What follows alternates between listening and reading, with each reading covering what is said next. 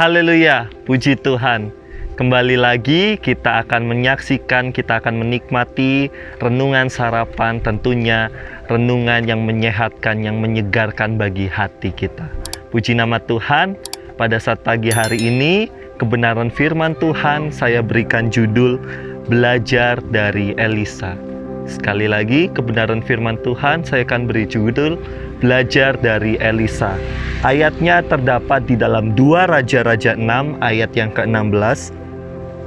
2 Raja-Raja 6 ayat yang ke-16, demikianlah firman Tuhan. Jawabnya, jangan takut, sebab lebih banyak yang menyertai kita daripada yang menyertai mereka. Sekali lagi, jawabnya, jawab Elisa, jangan takut, sebab lebih banyak yang menyertai kita daripada yang menyertai mereka. Di dalam 2 Raja-Raja 6 ini mengisahkan, mulai dari ayat 8 sampai ayat 23 ini mengisahkan tentang tindakan Elisa dalam peperangan melawan Aram.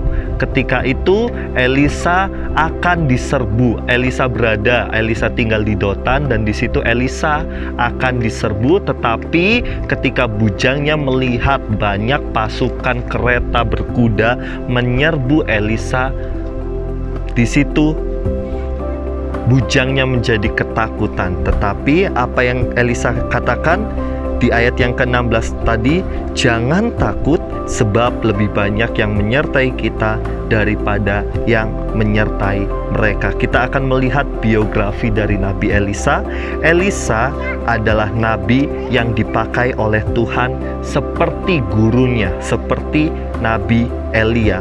Namun di posisi ini Elisa sedang berada di dalam posisi yang seolah-olah terhimpit, di dalam posisi yang seolah-olah tidak ada jalan keluar. Di ayat yang ke-15, di ayat sebelumnya, ketika pelayan abdi Allah bangun pagi-pagi dan pergi keluar, maka tampaklah suatu tentara dengan kuda dan kereta ada di sekeliling kota itu. Lalu berkatalah bujangnya itu kepada Elisa, celaka tuanku, apakah yang akan kita perbuat? Bujangnya berkata, celaka. Mereka itu sudah dalam posisi yang dikepung oleh tentara Aram. Mereka sudah ada di posisi yang terhimpit. Tidak ada jalan untuk mereka kabur. Tidak ada jalan untuk mereka pergi, untuk mereka keluar. Nah, di posisi terhimpit seperti itu, apa yang menjadi respon dari Elisa? Apa yang menjadi respon dari Elisa? Kita akan melihat respon dari Nabi Elisa ini. Yang pertama, Elisa adalah pribadi yang tenang. Di ayat pokok tadi menjelaskan dengan gamblang bahwa janganlah takut, sebab lebih banyak yang menyertai kita daripada yang menyertai mereka. Mungkin bujangnya pada saat itu bertanya-tanya, loh, orang kita cuma berdua, kok dibilang lebih banyak? Tetapi di sini respon dari Elisa ketika ada diperhadapkan di situasi seperti itu, Elisa tetap tenang. Orang yang tergesa-gesa seperti bujangnya tadi itu mudah untuk panik, sehingga tidak bisa berpikir jernih, sehingga keputusan-keputusan yang akan diambil nantinya bisa keliru. Kita akan melihat di dalam 1 Petrus 4 ayat yang ke-7.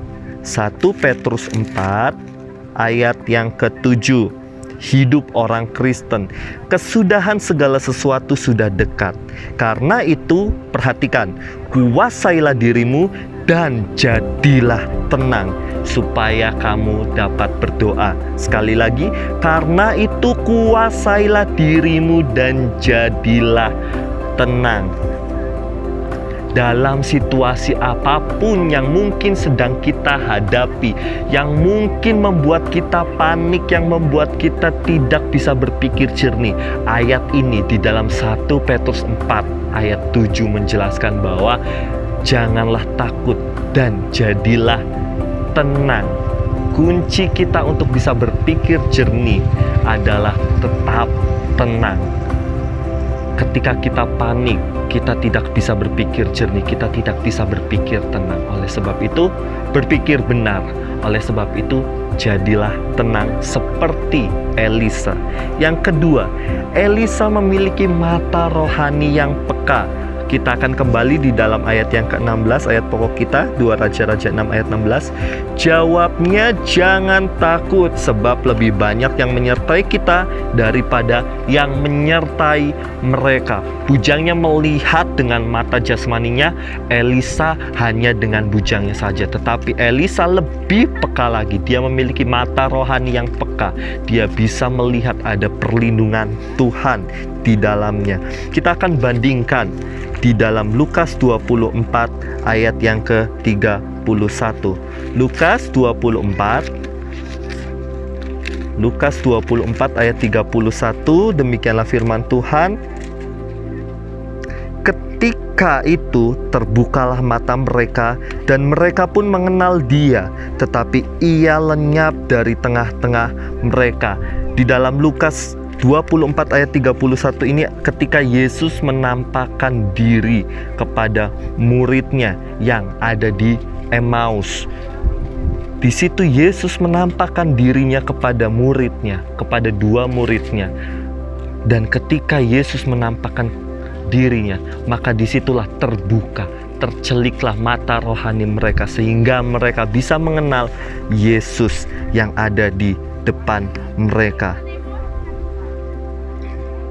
Oleh sebab itu, kita juga harus memiliki mata rohani yang peka, mata rohani yang celik, mata rohani yang dapat memandang kepada arah Kristus. Ketika ada situasi yang terhimpit, ketika ada situasi yang seolah-olah tidak ada jalan, kita punya mata rohani yang peka. Kita percaya ada rencana Tuhan di balik setiap permasalahan hidup kita.